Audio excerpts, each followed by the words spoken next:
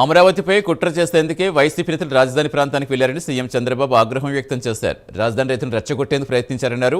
రాజధాని నిర్మాణం జరుగుతుంటే దాన్ని అడ్డుకునేందుకు వైసీపీ నేతలు రాజధాని ప్రాంతానికి వెళితే రైతులు వారిని అడ్డగించారని ఉమ్మడి ప్రకాశం జిల్లా గిద్దలూరు పర్యటనలో తెలిపారు. గొడ్డలి పార్టీ నిరంతరం కుట్రలు చేస్తూనే ఉందని, రాష్ట్రంలో రాజకీయాలు చేసే అర్హత వైసీపీకి లేదన్నారు చంద్రబాబు. గిద్దలూరు కిష్టంశెట్టిపల్లిలో సంజీవిని డిజిటల్ నవ్ సెంటర్ను ముఖ్యమంత్రి ప్రారంభించారు. కాలును ఎగరేసి చెప్పుకునేలా అమరావతి నిర్మాణం జరుగుతోందన్నారు. నదుల అనుసంధానమే రాష్ట్రాలకు శ్రీరామ రక్షగా పేర్కొన్నారు చంద్రబాబు.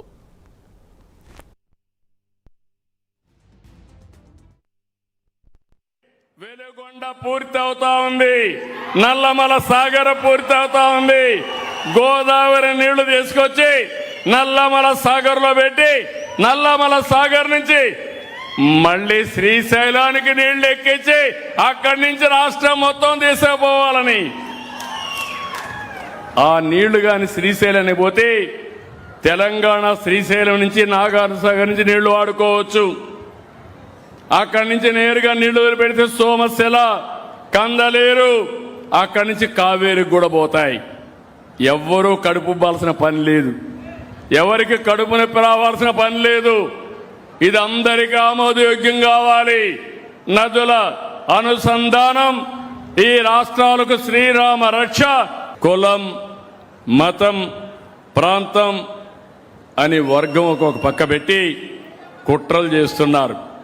కులం తిండి పెడదు, మతం మనకు నీళ్లు ఇవ్వదు, కానీ మన నమ్మకం. కానీ సమస్యలు పరిష్కారం చేసేది సమర్థవంతమైన ప్రభుత్వం పరిష్కారం చేస్తుంది.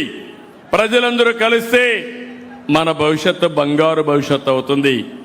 కొంతమంది ఇలాంటివి పెట్టి రెచ్చగొట్టాలని ప్రయత్నం చేస్తున్నారు. ఆ విషయం కూడా మీరు గుర్తుపెట్టుకోవాలి. మొన్న విజయవాడలో ఒక జరగరాని సంఘటన. నేను ఎప్పుడు కూడా ఇలాంటి సమర్థించను.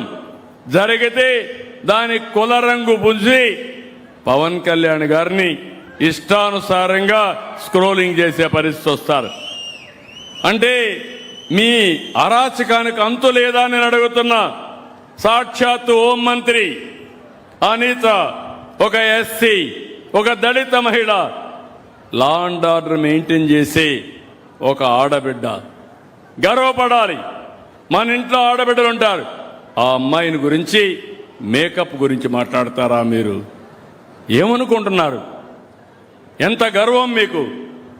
అంటే దిక్కు లేకుండా నీ ఇష్ట ప్రకారం ఆడబిడ్డల్ని అవమానపరిచేట్టుగా మాట్లాడడం, ఇంకొక పక్క ఎక్కడికక్కడ రెచ్చగొట్టడం, ఇంకొక పక్క పోలీసులు నిర్వీర్యం చేసి విధానంతో ముందుకు పోతున్నారు.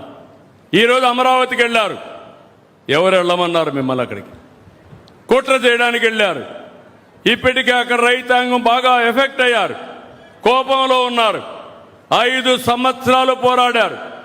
రాష్ట్ర రాజధాని కోసం నమ్ముకున్న భూమిని ఇస్తే 5 సంవత్సరాలు వాళ్ళని తిప్పి ఆడబిడ్డలను అవమానించి ఇష్టానుసారంగా చేసి ఇప్పుడేదో రాజధాని కడతా ఉంటే వాళ్ళు బాగుపడతామని హోప్ వస్తే మళ్ళీ ఇష్టానుసారంగా వెళ్ళి కుట్ర బన్నేదానికోసం రెచ్చగొట్టేదానికి పోతే వాళ్ళు తిరుగుబాటు చేశారు. నేను అడుగుతున్నా మిమ్మల్ని, మీ పొట్ట కొడితే మీ కోపం రాదా అని మిమ్మల్ని అడుగుతున్నా. వస్తుందా లేదా?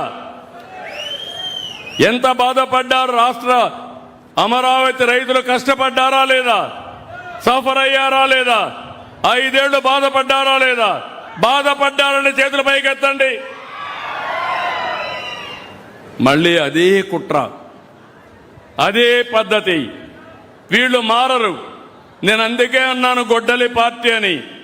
ఈ గొడ్డలి పార్టీ ఎప్పుడైనా రాష్ట్రానికి చేటే. వీళ్ళు మామూలుగా రాజకీయానికి అర్హత లేని వ్యక్తులు. నేను చాలా రాజకీయాలు చూశాను, తీవ్రవాదుల పైన పోరాడాను. కడాన మీరు ఒక్కసారి గుర్తు చేసుకోండి. నా కోసం పోరాడలా, ఆస్తుల్లో తగాదాలతో పోరాడలా.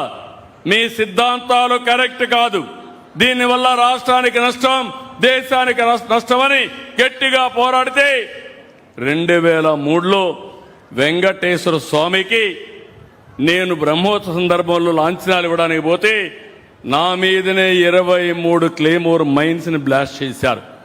ఆ మాట మాట్లాడితే నిన్న దొంగ వేషాలు నామాలు పెట్టుకొని బొట్లు పెట్టుకొని పూజ చేస్తాడు. ఎవరికి కావాలి ఆ పూజలు? దొంగ తప్పలేదు. ఈరోజు మా ముస్లిం సోదరులు ఉన్నారు, నేను సంఘీభావం కోసం నమాజ్ చేస్తా, వాళ్ళతో కలిసి ఉంటా, అది మత సామరస్యం. చర్చికి పోతా, నమస్కారం పెట్టి వస్తా, వాళ్ళని గౌరవిస్తా. మీరు కూడా అది చేయాలి. అంతేగాని మీ ఇష్టానుసారం దేవాలయాలపైన దాడులు చేసి ఇప్పుడు మళ్ళీ మోసం చేయాలనే ఉద్దేశంతో ఎక్కడికక్కడ వంగి నమస్కారాలు పెట్టి లేకుంటే దేవాలయాలు పూజలు చేస్తే కరెక్ట్ కాదు. ఈ విషయం మనం గుర్తుపెట్టుకోవాల్సిన అవసరం